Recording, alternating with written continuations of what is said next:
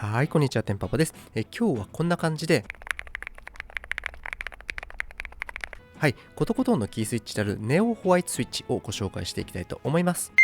はい、今日はですね、冒頭にお伝えした通り、ネオホワイトスイッチを取り上げていきたいと思います。で、このキースイッチがネオホワイトスイッチになるんですけれども、このキースイッチで僕がですね、一番気になっている点としては、トップ、ボトム、ステムの素材の組み合わせということで、PC、ナイロン、LY という素材の組み合わせがどういう打鍵音、打鍵感になるかという点が非常に気になっている点という形になってます。で、LY という素材に関しては JWK という会社によって作られた UPE のブレンド素材というような形でして、はい、こちらのですね、PC ナイロン UHM という形で以前アップしたこちらのコトコト音が鳴るスワグキーとギャテロンのマエストロスイッチに似ているところが非常にあります。はい、じゃあ UHM も LY もこの UPE という素材のブレンド素材なんだという点ありますので、今回このネオホワイトスイッチがどれほどコトコトになってくれるのかという点は非常に期待が持てそうだという点になります。で、今回の動画ではネオホワイトスイッチのスペックを紹介した上で、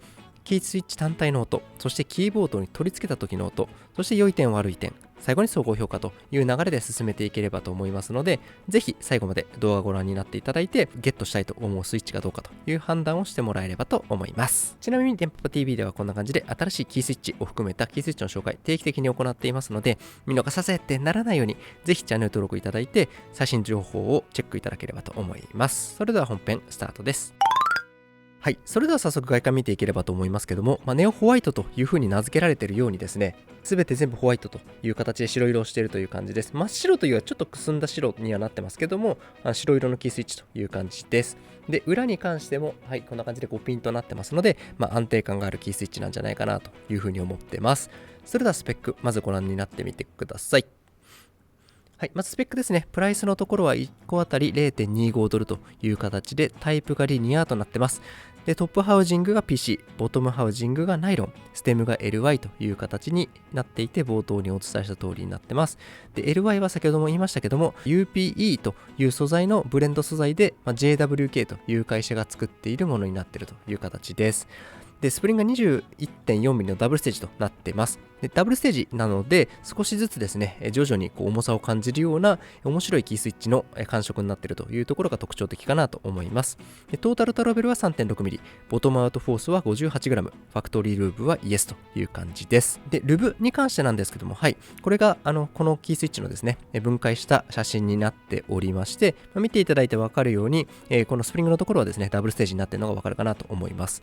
で、ルブに関してなんですけれども、サイドレールのところにちょっとですね、液体性の、ルブの素材でというか、ルブ材でルブがされてたというような印象でしたので、べっとりという感じではなく、スライトリーの方が、言葉としては正しいんじゃないかなというふうには思っています。はい。でですね、こちらのキースイッチ、先ほど冒頭でもお伝えしたんですけれども、ギャテロンとスワグキーで作ってた、マエストロというスイッチ、こちらがスペックになりますけども、と非常に似ててですね、違うところは何かというと、主に3つかな、ありまして、1つはステムの素材、そして次がスプリング、これが、マエストロは 20mm のシングルステージ、で、こちらのネオホワイトの方は 21.4mm のダブルステージということで、1.4mm ぐらいの差は、誤差だと考えると、このダブルステージかシングルステージかというところ、そして3つ目がトータルトラベルが 3.6mm か 4mm かというところの違いがありますので、この辺を皆さんがどう思うかというところで、それが基本的には一緒と思ってもらえるといいのかなと思います。あと、強いて言えばこのファクトリールブのところが、マエストロの方ががっつり、ルブされてましたので、その辺の違いはありそうかなと思っております。それではですね、次のチャプターでは、キースチ単体の音をチェックしていければと思います。それではどうぞ。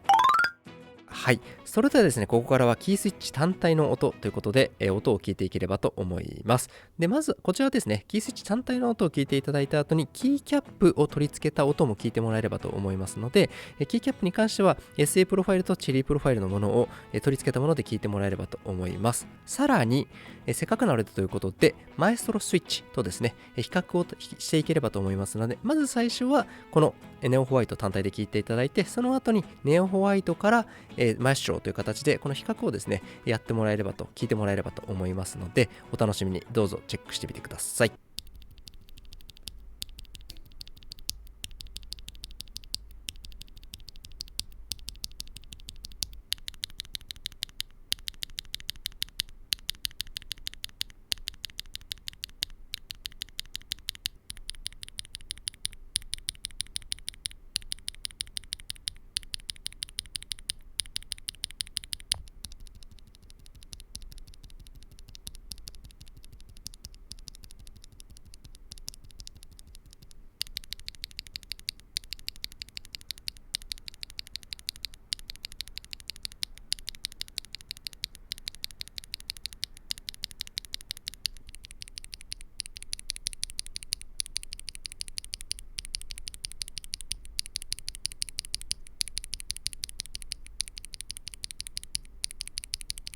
はい、いかがだったでしょうか。かなりマエストロと似てるんじゃないかなと思います。強いて言えばマエストロの方がルブがしっかりされてるので、その分音が静かだなという印象は、スイッチ単体では聞き取れたと思いますし、私は聞き取れたなという感じです。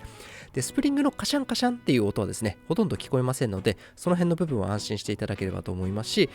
ルブの部分ですよね。ルブが結構薄めですよと言ったんですが、それでも結構スムーズに入っていくようなキースイッチになってますので、追加のループは気になる方はした方がいいかなと思いますけれども、このまま基本的には使えると思っていただいていいんじゃないかなと思います。それではですね、次のチャプターではキーボードに実際に載せて音聞いてもらえればと思います。はい、それでは早速このチャプターではですね、キーボードに載せた音を聞いていければと思います。で、まずはですね、今回使用するキーボードを3つご紹介していきます。まず1つ目がこちらの QK65 というキーボードになってまして、アルミニウムのケースにガスケットマウント構造が取られたもので、PC のプレートが載っているような形になってます。で、上のところのキーキャップに関しては SA プロファイル、シグニチャープラスチックスの PBT 製のものが入っているという感じです。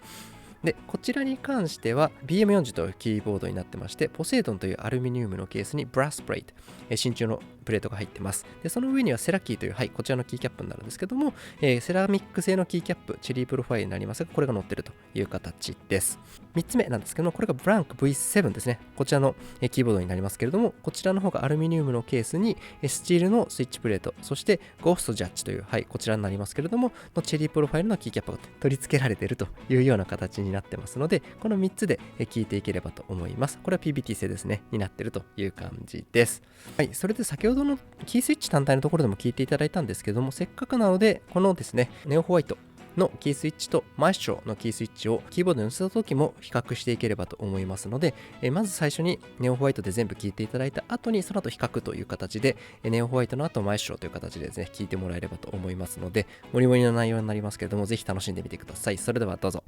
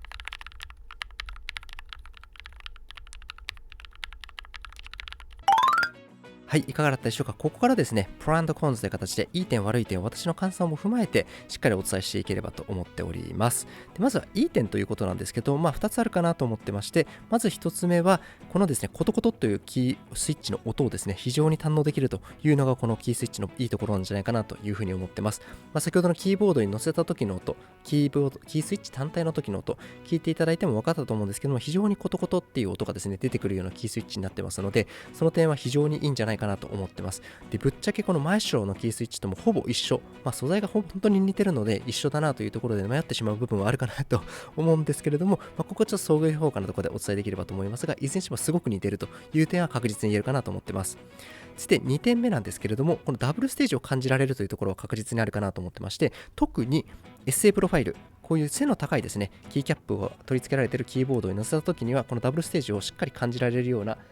構造になってますので、ダブルステージ少しずつ重くなっていくというのが好き嫌いあるとは思います。ただ、好きだという人だったりとか、そういうのを感じてみたいという方には非常におすすめになりますので、その点がですね、ある意味先ほどのマエストロと比較した時の違いになる部分になるんですけれども、その点はいい点、感じられるという点でいい点なんじゃないかなというふうに思っています。次に出てダメな点というところなんですけども、ちょっとこれはですね、音で聞こえてるかどうかわからないんですけれども、やっぱりルブが少ない分少し音が大きいなということはあります。コトコトっていう音は出るのは間違いないんですけれども、もうちょっとルブをですね、追加でしてあげないと、先ほどのマエストロ、紹介しているマエストロと比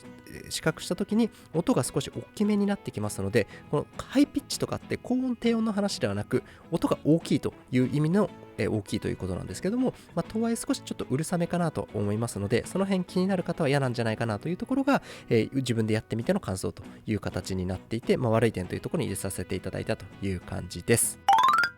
それでは総合評価という形なんですけども、5点満点中 4.5 から5は上げられるんじゃないかなと思っております。で、先ほどのここの 0.5 の差、4.5 が5なので、好みによって5になるとは思ってはいて、で、なんでそうなってるのかというと、2点あるかなと思います。ここ本当にマエストロスイッチとの比較になってくるんですけれども、本当に違うなと思ったのはこの2点。ダブルステージとルブの違いというところがあって、ここをめちゃくちゃ感じたなというところになります。で、ぶっちゃけその素材の違いのところはほぼ一緒だと思っていただければと思いますので、コトコト音はマジで出ます。はい。なのでそこはご安心ください。ただ、このダブルステージのところを、チェリープロファイル、こんなようなチェリープロファイルで使う分には何ら問題ないんですけれども、SA プロファイルのような背が高いもので使ってくると、特に敏感な方は感じやすいかなと、ダブルステージの徐々に重くなっている感じが。これが嫌だっていう人もいるかなと思ったので、0.5 引いたというのが1点目。続いて2点目のこのルブのところは先ほどの悪い点のところでも伝えましたけれども、どうしてもちょっとルブが少ない分音がちょっとでかくなってしまう、ラウドな方になってしまって、